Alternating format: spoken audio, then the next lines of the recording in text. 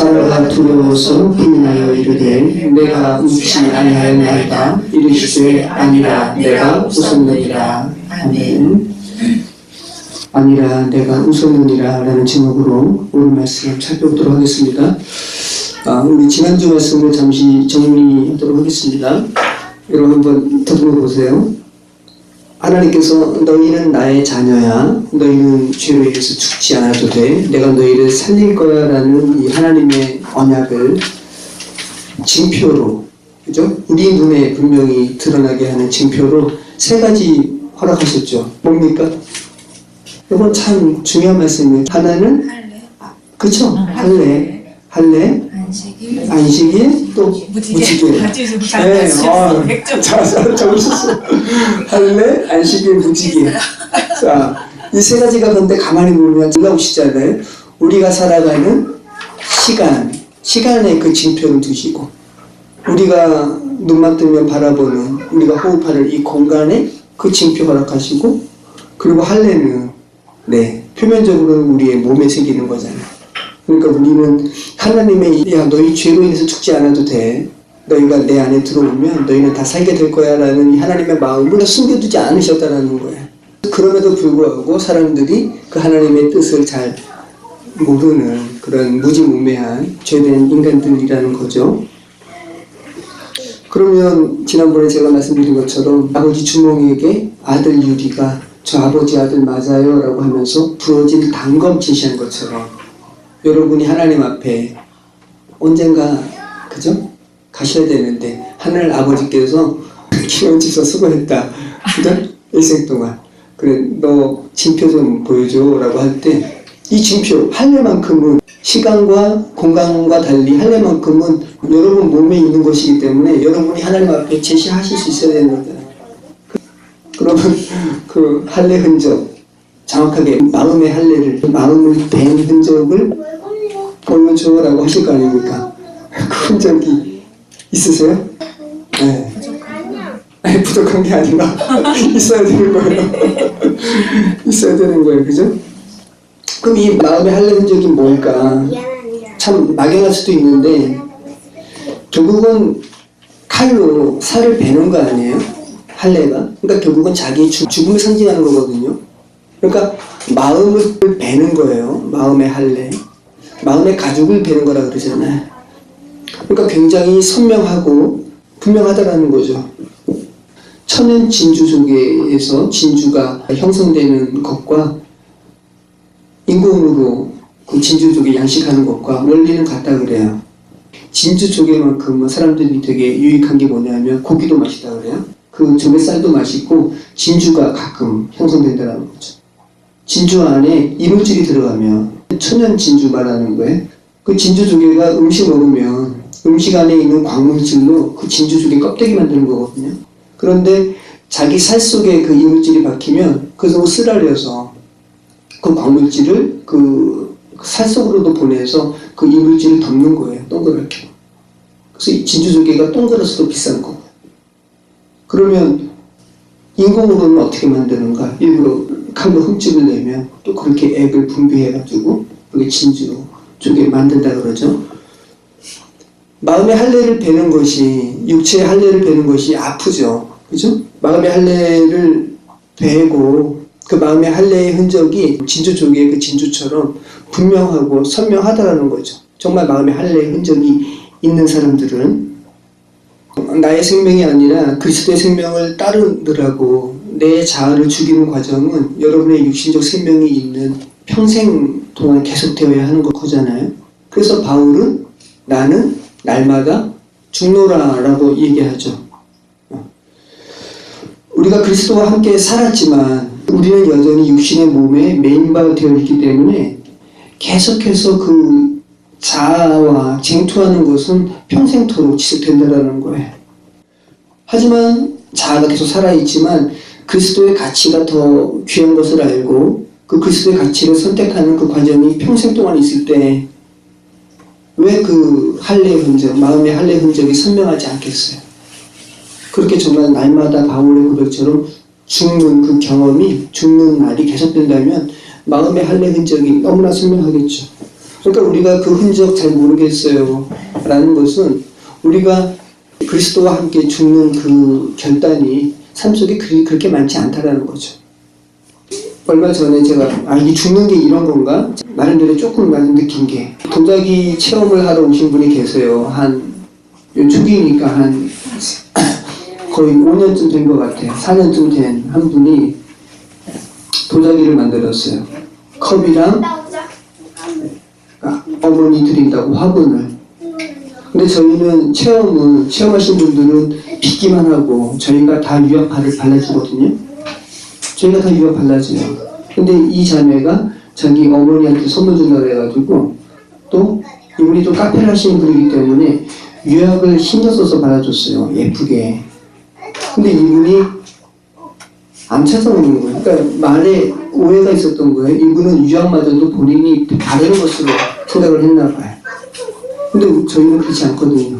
빚은 다음에 또 유학받으러 또 얼마나 번거로워요. 제가 굉장히 예쁘게 발라줬어요. 근데 안 찾아오는 거예요. 무려 4년 동안. 그래서 제가 그분 카페에 저거를 가지고 가도 문이 닫혀있고 전화해도 통화가 안 되고 4년을 방치하고 너무 안 가져가니까 저희도 여기 정리해야 되는데 깨지도 문제가 되고 그래서 제가 한번 문자로 찾아가시라고. 근데 이게 제 감정이 그 문자에 드러나잖아요. 이분이 제일 처음에는 네 그랬다가 본인이 그 문자 보다가 제 감정이 읽혀졌나 봐요. 아 여기 주인이 짜증내 하는구나. 다음날 카톡이 왔어요. 근데 지금 저한테 화내시는 거예요. 화나죠. 그래서 근데 오해가 있었던 거예요. 저는 제가 이거 들고 몇 번을 갔는지 모른다고 드리려고. 근데 전화도 안 되고 전화도 또 안 하고 문자를 보내줘. 그거 어떻게 하냐고. 너무 화가 났는데 그래서 제가 폐기할 거라고. 그쪽에서도 마음대로 하라고. 돈을 보내줄 테니까 택배에 보내줄 테니까 택배로 보내달래. 그래서 제가 지금까지 이렇게 해놓은 것도 힘들었고 또 택배하는 그 자체로 또 신경 쓴 거 너무 싫다. 와서 찾아가라. 그쪽에서는 여기 안 온다라는 거예요. 그러니까 결국은 폐기해도 되는 거잖아요. 진짜 너무 화가 나가지고 깨려고 하는데 보니까 정말 제가 색깔도 예쁘게 칠했고 이분이 본인이 그 빚을 때는 자기가 이렇게 화분으로 장식도 하고 엄마 선물로 해주려고 하는데 차마 못 깨겠는 거예요. 그래가지고 제가 택배에서 보내줬어요. 택배에서 보내주면서 거기다 메모했어요. 제가 깨려고 했는데 이거 선생님이 만드신 거 아니냐. 차마 못 깨겠더라. 이런 거 제가 그때 깨지 않고 다시 포장하면서 나를 죽이는 게 이런 거구나. 전 진짜 깨고 싶어요. 아주 조그마한 거지만 그러니까 제가 얼마나 죽지 않는지 이거 하나 경험한다고 해가지고 그리스도께 죽는 게 이런 거구나 이게 느낄 정도면 제가 평소에 얼마나 안 죽는지. 그죠? 다 그렇죠. 그러니까 우리가 그리스도께 죽는 게 그렇게 쉽지 않아요. 다 우리 감동대로 살지. 지난주에 살펴본 특별한 내용이 있었는데 제사장의 위임식에 대한 부분인데요. 지난주에 여러분 제가 이 말씀 전하면서 서두에 먼저 여러분 다 제사장 시절했더니 여러분이 다 밝게 네 베드로 전서 말씀처럼 그죠? 그리스도인들은 다 제사장이니까 네 그러셨는데 베드로가 그리스도인을 제사장으로 이야기를 하고요. 그리고 그 제사장에 대해서 모세가 기록을 했단 말이죠. 레위기에 제사장이 되는 위임식이 총 7일이고 7일을 넘어서 8일째 제사장이 되는 거고 그리고 그 제사장의 직무를 감당하기에 앞서서 그 7일간 하나님께서는 어떤 것에 주목하게 하셨다는 거죠. 그 주목하게 하는 것이 뭐였어요? 너희 7일 동안 회복문 밖에 나가지 마. 그렇게 해서 죽음을 면해라. 그러니까 하나님의 제사장으로서 삶을 살아야 하는 사람들에게 있어서 7일간의 시간을 허락하시고 그리고 7일 동안 생각하게 하시는 것이 있는데 죽음이라는 거잖아요. 그러니까 제사장의 역할이 뭐라는 것을 우리가 이러한 것을 통해서 알 수가 있죠. 그리고 그 내용을 베드로가 정확하게 제사장으로 너희를 삼으신 이유는 너희는 왕같은 제사장이요 거룩한 나라요 그의 소유된 백성이니 내가 너희를 거룩한 제사장으로 삼은 이유가 뭔 줄 알아 하면서 그 이유에 대해서 이야기하잖아요. 너희가 어둠 가운데 죽음 가운데 있었던 너희를 불러내어 기이한 빛에 들어가게 하신 자의 아름다운 덕을 선전하게 하시려고 주께서 너희 제사장 삼으셨다는 거 아니에요. 그러니까 저와 여러분이 제사장이라는 것은 제사장으로 부름받았다면 죽음 가운데 어둠 가운데 있는 이들에게 내가 죽음 가운데 있었으니까 그리고 그 7일간의 그 죽음을 묵상하면서 그 죽음을 뛰어넘은 7일을 넘어 8일에 들어온 자로서 단 하나라는 거죠. 죽음 가운데 있는 이들에게 어둠 가운데 있는 이들에게 너희는 지금 죽음 가운데 있고 어떻게 다시 살리셔서 기이한 빛에 들어가게 하시는지 그 하나님의 아름다운 덕에 대해서 증거하게 하는 거라는 거죠. 참 놀라운 말씀이죠. 네.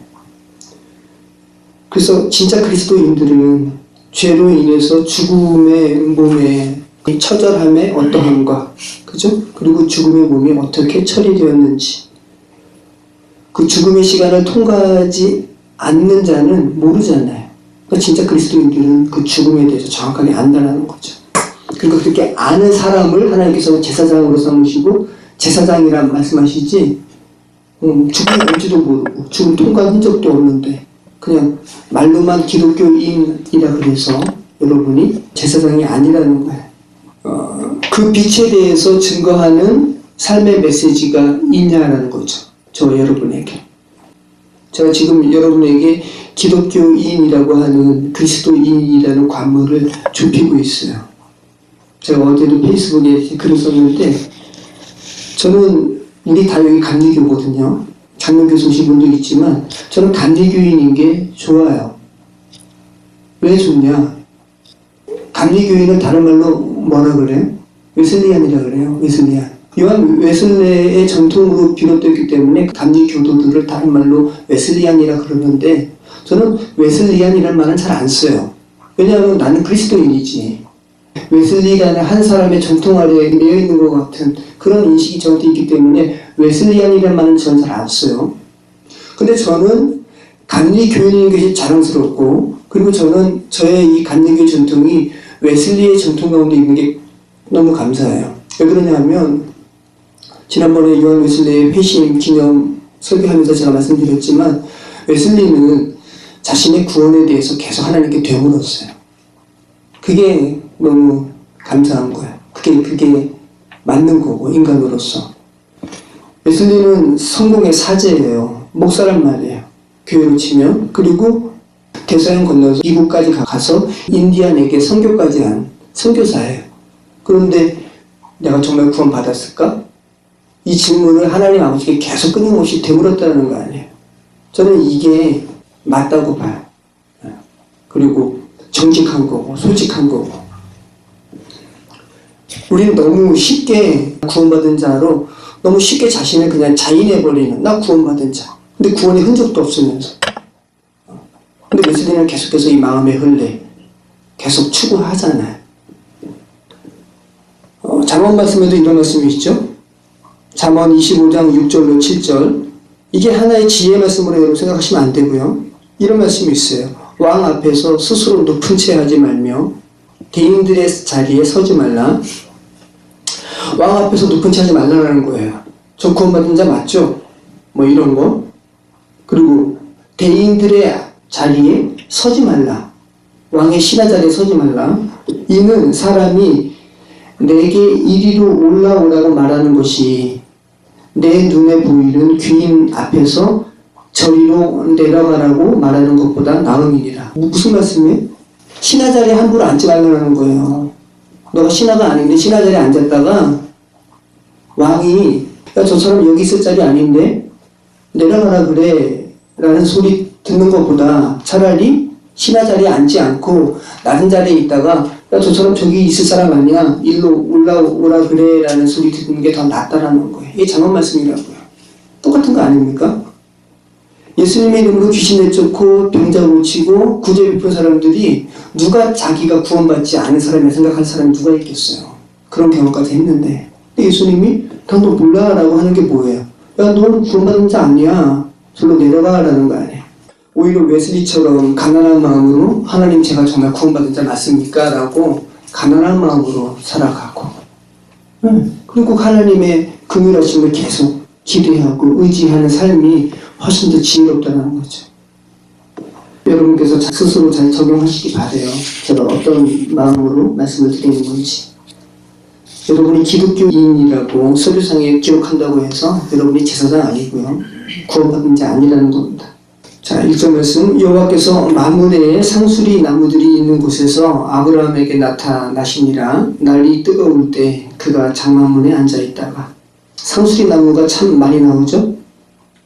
성경에서 상수리 나무가 가장 처음 등장했던 장면이 어디였어요?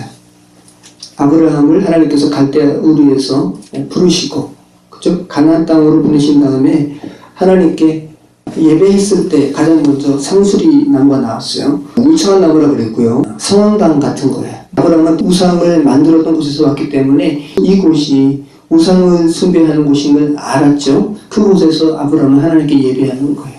그리고 하나님을 알아가는 거고, 우상이 판치는 그곳에서 예배하는 곳에 하나님께서 여호와께서 나타나시니라라는 말씀을 하고 있는 거죠. 여러분, 상수리 나무와 관련해서 성경이 어떻게 기록하고 있다고 그랬죠? 창세기 35장 4절에서 야곱이 세겜 땅을 떠날 때 자기가 거느린 식솔들에게 너희가 가지고 있던 이방 신상 그리고 귀골이 다 내주게 하죠. 그래서 야곱이 그것을 다 모아가지고 세겜 땅 상수리 나무 아래에 묻어버리는 거예요. 이거 우상이야. 그 우상을 상징하는 나무 밑에 묻어버리는 거예요. 나는 우상 안 섬겨. 우리 가족은 여호와 하나님 예배하는 사람들이야 라는 것을 고백하는 거죠. 또 이 상수리 나무가 어떤 장면에 나오냐 하면 다윗의 아들 압살롬 아시죠? 압살롬이 다윗을 찬탈하죠. 왕위를. 그러다가 결국은 죽게 되는데 어떻게 해서 죽습니까? 말 타고 도망가다가 압살롬 머리가 길었잖아요. 예뻤다고요. 아주 아름다웠다고요. 그 머리 자랑했는데 그 머리가 상수리 나무에 걸린 거예요. 상수리 나무에 걸려서 대롱대롱 매달려 있는 거. 다윗의 장군이죠. 요압인가요? 아버지는 죽이지 말라고 하는데 죽이잖아요. 이게 바로 압살롬의 최후예요. 압살롬의 최후가 상수리 나무에서 최후를 맞이합니다. 세상의 힘, 하나님께서 세우신 왕이 아니라 자기 스스로가 왕이 되려고 하는 압살롬이 하필이면 자신이 가장 자랑스럽게 여겼던 머리가 걸린 곳이 상수리 나무라고요. 성경이 말씀하는 바가 있잖아요. 그죠? 이사야 1장 29절에는 너희가 기뻐하던 상수리 나무로 말미암아 너희가 부끄러움을 당하게 될 것이다 라는 말이 있어요. 자, 상수리 나무가 어떤 곳인지 폭로하는 구절이 있는데 에스겔 6장 13절 그 죽임당한 시체들이 그 우상들 사이에 제단 사방에 각 높은 고개 위에 모든 산 꼭대기에 모든 푸른 나무 아래에 무성한 상수리 나무 아래 곧 그 우상에게 분향하던 곳에 이르리니 내가 여호와인 줄을 너희가 알리라. 상수리 나무가 우상에게 분향하던 자리라는 거죠. 그러니까 지금 성경이 단순히 나무가 아니라 아브라함은 우상이 판치는 그곳에서 예배하는 곳으로 상수리 나무를 내세우고 있고, 그리고 지금 아브라함에게 백세의 아들 낳을 것을 다시 한번 이야기하시는 구원을 베푸시는 자리가 우상을 섬기는 그 자리에서 말씀하신다는 거, 그죠? 그리고 그 상수리 나무가 뭔지 그 정체를 밝히고도 있고, 그리고 그 상수리 나무가 어떻게 되는지도 성경은 이야기하고 있어요. 스가랴 11장 2절 말씀 너 잣나무여 곡할지어다. 백향목이 넘어졌고 아름다운 나무들이 쓰러졌음이로다. 비산의 상수리 나무들아 곡할지어다. 무성한 숲이 엎드러졌도다. 다 엎드러질 거야 라고 상수리 나무의 결국까지 말씀하고 있는 거죠. 장소는 동일한데 어떤 이들에게는 자신만의 이기적인 종교적 욕망으로 우상을 섬기는 곳이, 그죠? 하나님의 백성들에게는 그 이기적인 욕망을 끊고 하나님을 인식하게 하는 결단을 해야 하는 그 장소로 상수리 나무를 등장시키고 있다는 거예요. 여호와께서 마므레 상수리 나무들이 있는 곳에서 아브라함에게 나타나시니라. 날이 뜨거울 때 그가 장막문에 앉아있다가 눈을 들어 본즉 사람 셋이 맞은편에 서 있는지라. 그가 그들을 보자 곧 장막문에서 달려나가 영접하며 몸을 땅에 굽혀. 자, 1절 말씀 보면 상수리 나무가 있는 곳에서 아브라함이 있었고요. 근데 그곳에 누가 나타나셔요? 여호와께서. 근데 2절 말씀 보면은 또 사람이 나오죠. 사람 셋이. 그래서 이 세 사람이 하나님이다 혹은 아니다라는 의견이 분분한데, 근데 분명히 1절에서 누구라고 나옵니까? 여호와라고 나오죠. 네. 그래서 삼위일체를 상징하는 모습으로 하나님께서 세 사람으로 나타난 것인지는 알 수 없지만, 분명한 것은 상수리 나무에 아브라함이 있을 때 여호와께서 나타나셨다라는 거예요. 3절 말씀, 이르되, 이제 아브라함이 이야기하는 겁니다. 이르되 내 주여 내가 주께 은혜를 입었사오면 원하건대 종을 떠나 지나가지 마시옵고 물을 조금 가져오게 하사 당신들의 발을 씻으시고 나무 아래에서 쉬소서. 내가 떡을 조금 가져오리니 당신들의 마음을 상쾌하게 하신 후에 지나가소서. 당신들이 종에게 오셨음이니이다. 그들이 이르되 내 말대로 그리하라. 그러면서 6절 말씀부터 보면 아브라함이 급히 장막으로 가서 부인에게 이야기합니다. 사라에게 이르되 속히 고운 가루 세 스아를 가져다가 반죽하여 떡을 만들라 하고, 아브라함이 또 가축대 있는 곳으로 달려가서 기름지고 좋은 송아지를 잡아 하인에게 주니 그가 급히 요리한지라. 아브라함이 엉긴 젖과 우유와 하인이 요리한 송아지를 가져다가 그들 앞에 차려놓고 나무 아래에 모셔 섬에 그들이 먹으니라. 이게 어떤 장면 같아요? 그냥 나그네 대접한 것 같아요?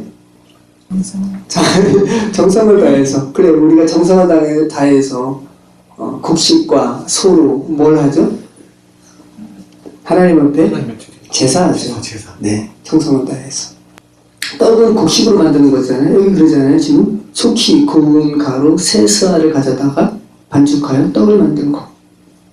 그리고 나그네 왔다고 소를 잡는 사람이 있을까요? 굉장한 거죠, 그죠? 네. 좋은 송아지를 잡아 하인에게 주니 그가 급히 요리한지라. 그리고 이것들을 아브라함이 그 세 사람 여호와 앞에 가져다가 그들 앞에 차려놓고 나무 앞에 모셔 섬에 그들이 먹으니라. 곡식과 소는 모두 하나님께 드리는 제사의 제물이기도 해요.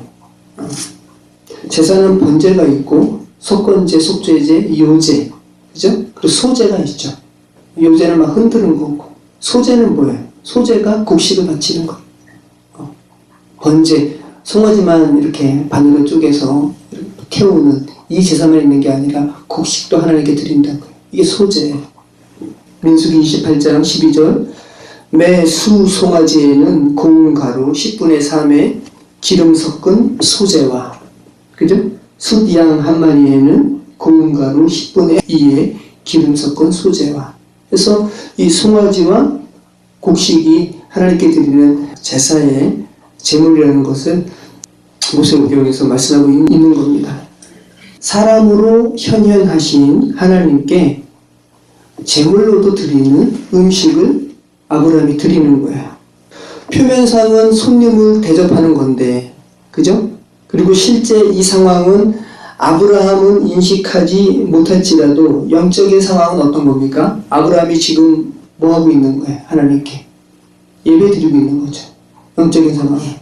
표면적으로는 나그네에게 음식 대접하는 건데, 영적인 상황은 이거 예배라는 것을 성경 기자가 말씀하고 있다는 겁니다.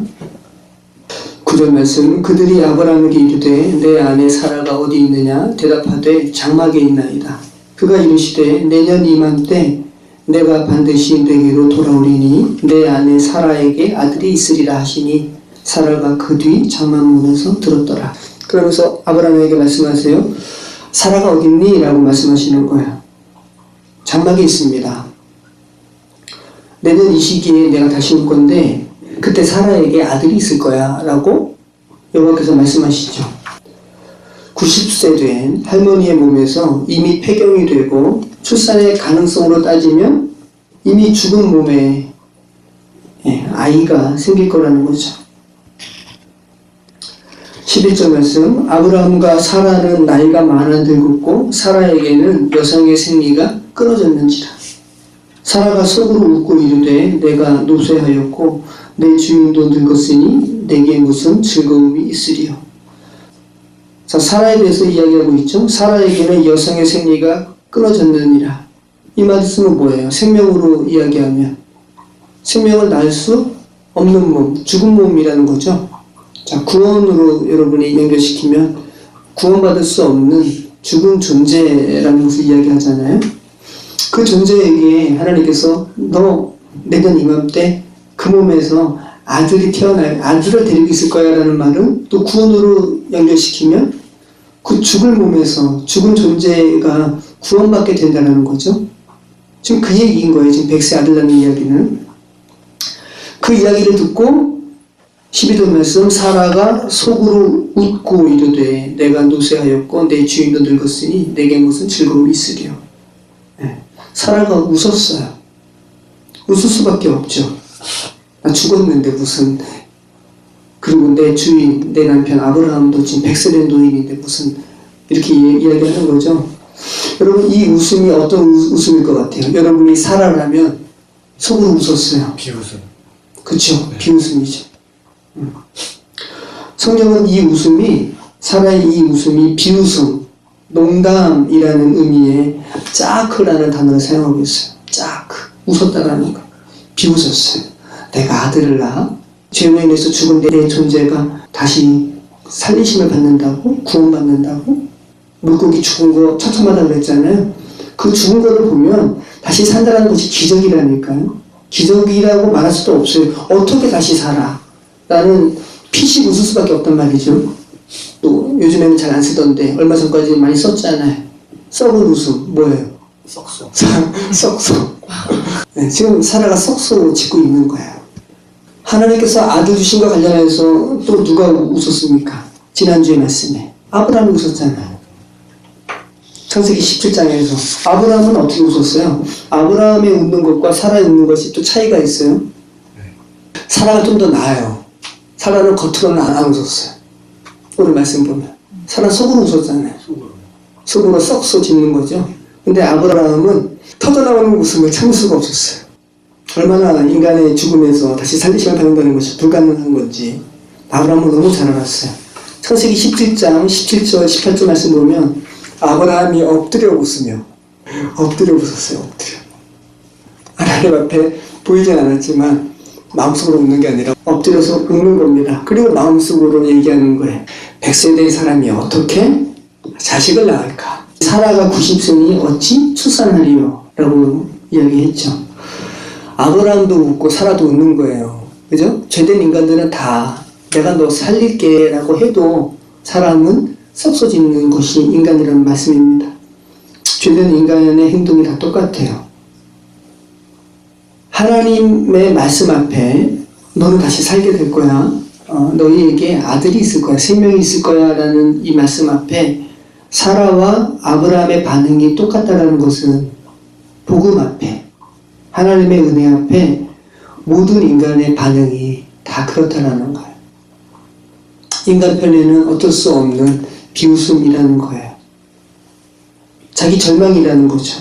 나를 보니까 소망이 없는데 나 경수 다 끊어졌는데 생리도 끊기고 쭈글쭈글한 할머니 할아버지인데 무슨 아들을 주신다라는 거야. 내 죄성을 보니까 내가 얼마나 비참한 존재인지 내가 너무나 잘 아는데 내가 어떻게 하나님의 자녀로 회복될 수 있을까라는 인식이 생길 수밖에 없다는 거죠. 나 자신을 보면 전혀 가능하지 않는데 라는 말씀입니다. 그런데 아이러니하게도 이런 자를 하나님께서 구원하세요. 웨슬리처럼 저 구원받는 자 맞을까요? 이런 자를 구원하신다고요. 근데 이런 되물음이 아니라 이런 썩소도 짓지 않고 그래요. 저 다시 살리는 거 당연하죠. 예, 전 살았습니다. 저 그 하나님의 다시 살리신다는 그 말씀 좀 받을게요. 하고 냉큼 받아먹는 자, 네, 거짓 구원일 수 있다는 거예요. 하나님께서 아브라함과 사라가 이렇게 반항함에도 불구하고 자식을 주신다는 것은 이들을 구원시키셨다는 말씀입니다. 하나님의 복음의 제시 앞에 이렇게 철저하게 무너짐의 반응이 있는 자, 이런 자가 하나님의 구원의 은총을 받게 된다는 겁니다. 그리고 그렇게 구원받은 자가 철저히 하나님의 은혜로 구원받은 자임을 알게 돼요. 그죠? 그러니까 그 아브라함이 웃고 사라가 웃는 이 웃음은 나는 죽었어요 라고 고백하는 슬픈 웃음이기도 하죠. 근데 어떻게 저를 살리실 겁니까? 라는 하나님 앞에 고백인 거죠. 자, 13절 말씀. 여호와께서 아브라함에게 이르시되 사라가 왜 웃음에 이르기를 내가 늙었거늘 어떻게 아들을 낳으리요 하느냐. 여호와께 능하지 못한 일이 있겠느냐. 기한이 이를 때 내가 내게로 돌아오리니 사라에게 아들이 있으리라.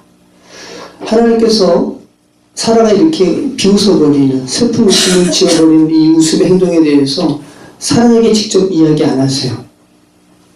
다행이죠. 만약에 하나님께서 사라에게 직접 몸을 돌아보시면서 말씀하셨으면 사라가 아마 기절했을 거야. 놀라고. 근데 사라가 들으라고. 사라는 지금 듣고 있는 거잖아요. 장막에서. 사라가 들으라고 아브라함에게 이야기하시는 겁니다. 어떻게 보면 이 상황이 더 무섭죠. 내가 속으로 웃고 속으로 이야기하는 것을 어떻게 알았지? 이러는 거 아닙니까? 아브라함아, 사라 쟤 왜 웃니? 너 부인 지금 왜 웃어? 그죠? 속으로 이야기한 내용뿐 아니라 비웃은 것까지도 말씀하시잖아요. 아니 왜 너 부인이 웃으면서 말하기를 내가 늙었는데 어떻게 아들을 낳게 했냐고 하니 여호와께 능치 못한 일이 있겠니? 라고 아브라함에게 말씀하시는 거예요. 다시 한번 창세기 17장에 엘샤다이, 그죠? 전능하신 하나님의 속성과 관련된 말씀이 나오죠. 구원과 관련해서 전능하신 하나님의 속성이 18장에서도 강조되고 있다는 거죠. 구원은 전능하신 하나님의 능력으로 이루어진다는 거예요. 15절 말씀. 사라가 두려워서 부인하여 이르되 내가 웃지 아니하였나이다. 이르시되 아니라 내가 웃었느니라. 사라가 아브라함에게 말씀하신 하나님 아버지 하나님의 음성을 듣고 사라가 너무나 놀랐어요. 저 웃지 않았어요 라고 이야기하는 거예요. 겉으로 웃지 않았으니까. 그런데 하나님께서 아니 너 웃었어 라고 이야기하는 거죠. 웃음과 관련해서 짝과 관련해서 단순하게 이 상황을 요약하면 사라가 웃으니 하나님께서는 쟤 왜 웃니? 라고 말씀하시고 사라가 안 웃었는데요 라고 이야기하고 있는 거죠. 그랬더니 하나님은 아니 너 웃었어 라고 이야기하는 겁니다. 이것이 여러분 단순한 유치한 말장난 같아요? 아니면 사라의 비웃음에 대한 하나님의 면박인 것 같아요? 그 둘 다 아니죠. 그래서 이 웃음과 관련해서 여러분 생각해 보실 필요가 있는데 제가 제목으로 삼았잖아요. 아니라 내가 웃었느니라. 사라가 이제 아들 낳게 되죠. 이삭을 낳게 되는데 이삭의 이름이 뭐예요? 웃음이에요. 이삭의 이름이 이츠아크. 짝에서 나온 말이에요. 이츠아크, 짝크. 이츠아크를 영어로는 아이삭으로 한 거고 우리는 이삭이라고 번역을 한 거예요. 그러니까 이삭이라는 이름 자체가 웃음이라고요. 짝크는 비웃음, 조롱, 농담이라고 그랬죠. 이츠아크는 웃음이에요. 그런 비웃음의 의미가 퇴색된 없는 웃음. 이삭은 그의 출생을 두고 벌어진 인간의 웃음이 그의 의미가 된 거죠. 하나님께서 나를 낳게 하셨는데 우리 엄마와 아빠는 비웃었네. 근데 그 비웃음을 하나님께서 웃음으로 바꾸셨다라는 의미가 이삭이에요. 아이삭이라고요. 이츠아크. 창세기 21장 말씀에 나오죠. 창세기 21장 5절로 7절 말씀. 아브라함이 그의 아들 이삭이 그에게 태어날 때 100세라. 사라가 이르되 하나님이 나를 웃게 하시니 듣는 자가 다 나와 함께 웃으리로다.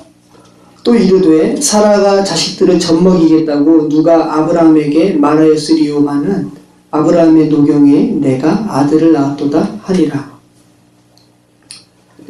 이 짝크가 막상 아기 이삭을 받아든 사라의 고백이 되었어요. 얼마나 놀라요, 그죠? 90세 할머니가 하나님의 말씀이 정말 실현돼가지고 아기를 낳는 거 아니에요. 그리고 이제 비웃는 게 아니라 웃는 거예요. 이자크. 하나님께서 나를 웃게 하셨다는 거예요. 복음의 관점으로도 여러분 해석하실 수 있죠.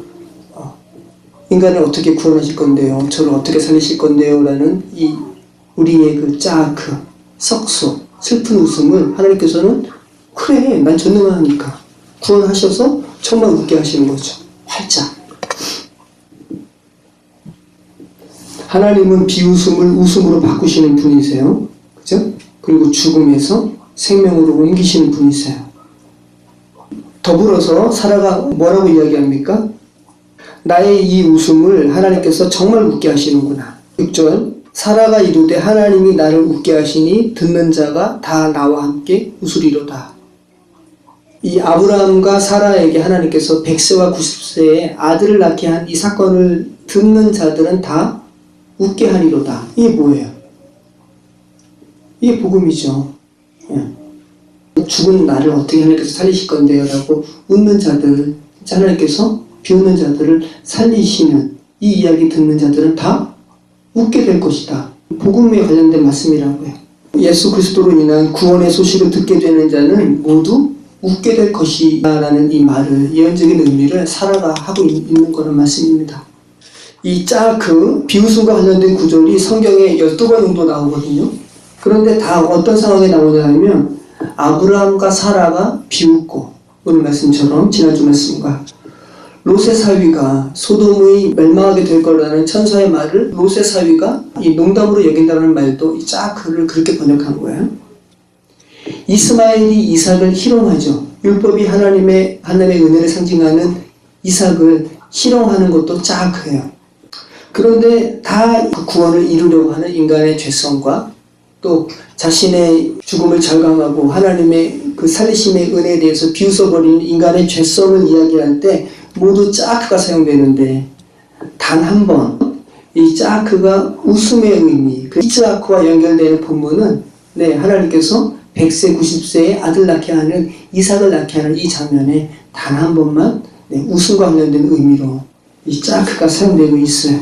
그러니까 이 창세기 21장 본문이 아주 명확하죠. 인간의 비웃음과 조롱을 하나님의 전능하심으로만 웃음으로 바꾸신다라는 말씀을 하고 있는 거죠. 여러분 말씀 정리할게요. 우리는 모두 인생 가운데서 조롱과 비웃음의 삶을 경험합니다. 여러분 지난 삶을 생각해 보시죠. 많이 조롱 당하셨죠. 비웃음 당하시고 여러분도 누구를 조롱하고 여러분도 누구를 비웃어 버리고 죄된 세상에 노출되었기 때문에 우리는 모두 다 그렇게 조롱하고 조롱받고 비웃고 비웃음을 당하는 이러한 죄성 가득한 모습으로 살아가요. 그래서 우리는 이러한 상황 가운데서 우리의 존재됨이 이렇게 무가치한 존재라는 것을 우리는 절감하게 돼요. 하나님께서 그렇게 절감하라고 이 땅 가운데 우리를 보내시는 거고 그리고 그 땅 가운데 복음 전하시는 거고 하나님께서는 일부러 그렇게 하시는 겁니다. 너희는 흙이라는 거. 너희는 그렇게 비웃음과 조롱을 당할 수밖에 없는 존재라는 거. 그런 너희에게 하나님의 생기 불어넣어 주셔서 하나님의 자녀 삼게 하시는 하나님의 능력에 대해서 너희의 인생 가운데 알라고 우리에게 이 인생 허락을 하시는 겁니다. 그런데 그렇게 비웃음과 조롱 가운데 있는 이들 가운데 하나님께 구원받는 백성들은 그 비웃음의 조건을 하나님께서 웃음으로 바꿔주신다라는, 웃음으로 귀결시킨다라는 그 고백을 그의 생애 가운데 하게 되고요. 그리고 철저히 날마다 죽는 할례 흔적을 마음에 또 새기게 되는 거죠. 이것이 바로 하나님께서 약속하신 언약의 아들 이삭과 관련된 웃음의 의미인 것입니다. 모쪼록 하나님의 구원으로 말미암아 이츠아크, 여러분의 짜크를 이츠아크 하게 하시는 정말 웃으시는 하나님의 은혜 가운데서 웃으시는 저 여러분의 삶이 되시기를 축원합니다. 기도하겠습니다. 참 좋으신 하나님 감사합니다. 오늘 웃음과 관련해서 인간은 슬프게 웃음 짓고 또 비웃는 존재이지만 하나님께서는 그 인간의 슬픈 웃음과 그 비웃음을 하나님의 은혜를 찬양하는 정말 마음속에 우러나는 기쁨으로 가득한 웃음으로 바꾸시는 분이심을 제가 고백합니다. 하나님, 우리가 그렇게 고백하는 삶 살 수 있도록 인도하여 주시옵소서. 감사드리며 예수 그리스도 이름으로 기도합니다.